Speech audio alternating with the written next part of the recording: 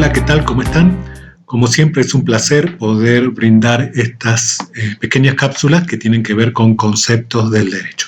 En este caso me gustaría hablar sobre la materia laboral, en específico sobre la reforma que sufrió la Ley Federal de Trabajo con respecto a esta figura laboral que bueno, hasta hace poco la teníamos conceptuado como o catalogado como el trabajo en casa.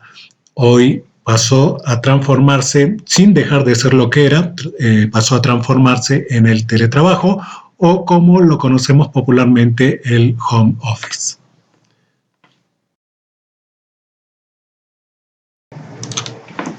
Estas dos diapositivas que tienen que ver con las obligaciones y los derechos que tienen las partes en esta relación laboral.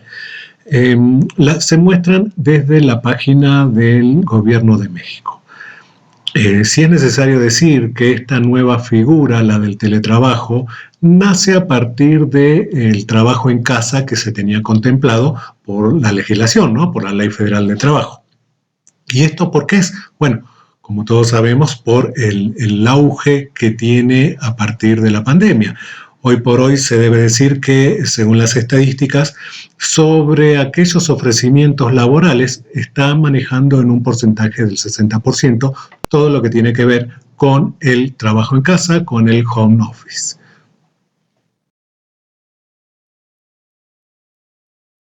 Bueno, a ver, vamos a la primera imagen. Estas imágenes están en la página de Gobierno de México y primero vamos a tratar los temas que tienen que ver con los derechos de las personas trabajadoras en el teletrabajo. Esta es una reforma que aplicó directamente al artículo 331 de la Ley Federal de Trabajo. Y en una primera medida señala lo siguiente: que los trabajadores deben recibir los equipos necesarios para sus actividades. Esto es algo que nos fue consultado muchísimo los abogados y en específico estoy hablando del personal docente. ¿Qué es lo que pasó? Que fueron los primeros que se encontraron con una actividad relacionada al teletrabajo y tuvieron que ir a sus domicilios, a sus casas, con los equipos que tenían ahí, para, bueno, tener la actividad educativa y llevarla del modo virtual. Entonces, sí, esto tiene que quedar en claro. Les vuelvo a repetir, el punto 1 dice recibir los equipos necesarios para sus actividades. El empleador se tiene que hacer cargo de todo aquel equipo que es necesario para tener una correcta actividad, en este caso educativa. Como segundo punto, que su salario sea pagado en la forma y fechas estipuladas. Eso no debería por qué cambiar. En el tercer punto, percibir los costos derivados del trabajo y servicios de telecomunicación y electricidad. Este era otro punto que nos consultaban muchísimo, el tema de los gastos que se generaban a partir de este tipo de intervención, de educación que iba por lo virtual. ¿Por qué? Porque se incrementaban tanto la luz como el tema de internet. Entonces, sí, que esto también quede claro. De esta diferencia se tiene que hacer cargo el empleador. En el punto 4, el tratamiento correcto de la información y datos utilizados. El punto 5, la desconexión al término de la jornada laboral, porque también recibimos muchas quejas que qué debían hacer en ese momento, porque resulta que alguien, un jefe, un supervisor, un director, un rector, se comunicaban preguntándoles si eran las 7, las 9, las 10, las 11 de la noche y todavía seguían con el tema que tenían que solucionar para el día siguiente. Entonces, la desconexión por la jornada laboral. Punto 6, tener seguridad social. Y punto 7, recibir capacitación y asesoría para garantizar la adaptación, aprendizaje y el uso adecuado de las tecnologías. El punto 8, tener una relación laboral equilibrada a fin de gozar de un trabajo digno y decente. Y en el último punto, el punto 9, la perspectiva de género que permita conciliar la vida personal.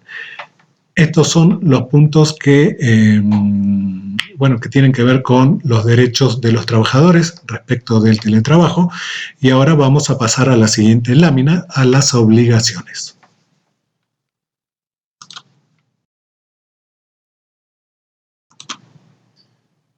Bien, ahora continuando con el tema, vamos a pasar a la siguiente diapositiva. La diapositiva esta tiene que ver con las obligaciones que tienen los trabajadores hacia el empleador. Como punto número 1, señala que se debe cuidar los equipos, materiales y útiles que se reciban. En este sentido, el acto tiene que ser de una manera formal, de una manera escrita, donde el empleador cede el concepto de préstamo, ahora sí, por el tema del trabajo en sí.